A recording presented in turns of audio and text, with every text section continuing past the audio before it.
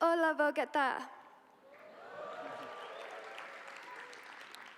I'm so happy to be here and share the story of the women of my country. I was 40 days old when civil war broke out in Kabul, Afghanistan.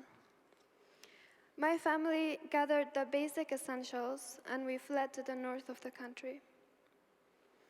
Unfortunately, it wasn't the first or the last time that my family would be uprooted by violence.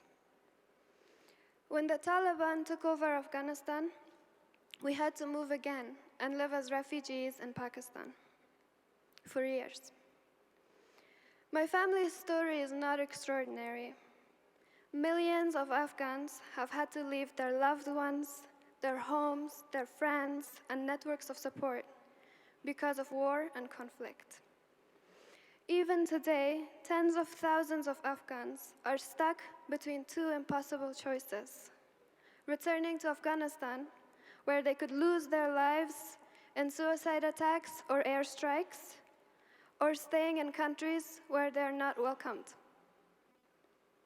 War has destroyed the very fabric of society in Afghanistan, and it has also normalized violence in everyday life.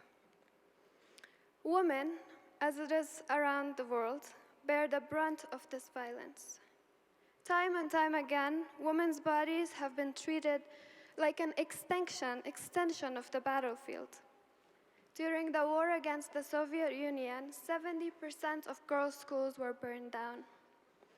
Schoolgirls and university women were kidnapped and raped in huge numbers. Women's breasts were cut off. Many were forced into prostitution. All this happened simply because we were women. I believe that this decades-long cycle of violence in Afghanistan can only be broken if women are given a meaningful voice in deciding the country's future.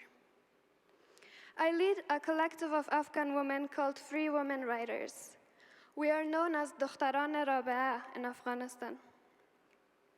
More than 130 women have contributed to our books and online platforms.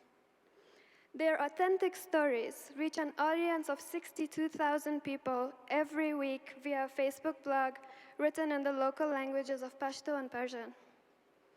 We also reach many, many more through partnerships with newspapers and radios so that those who don't have internet can also read our voices. Nearly every woman writer has written about gender-based violence at home and outside. It would be naive to believe that the state and terrorist violence against women does not seep into the home.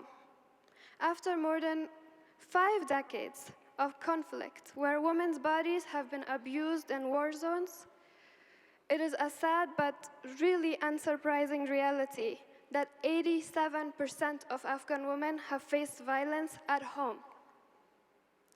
Changing cultural norms on gender and shifting the concentration of power in Afghanistan will not be easy.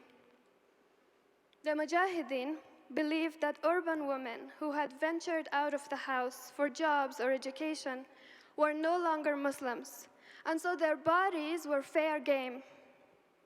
Later, the Taliban instituted draconian laws to control our bodies and our lives. From our nail polish to the length of our pants, we were scrutinized. We faced violence for the smallest transgression against their rigid rules. One of my friends was devastated because she was allowed to go outside, but only if she had her 6-month-old son with her.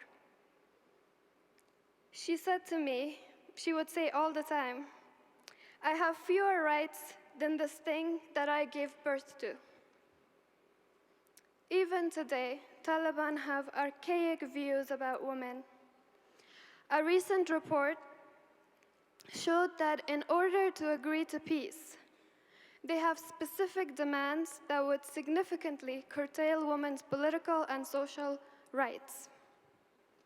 The Taliban and their allies continue attacking girls' schools, teachers, women's rights activists, and really anyone else who dares to speak up against them. When we talk about making peace sustainable, We have to pay attention to the gendered experience of war. Whether it's in the stories of ISIS in Syria and in Iraq, or in the stories of mass shooters in the US, it's becoming clearer every day that those who contribute to violence outside the home in the society are first and foremost violent towards those women in their own families. According to UN Women, when women are involved in negotiations, peace is 30% more likely to last. For peace to become a lasting reality, women's voices must be an integral part of peace building.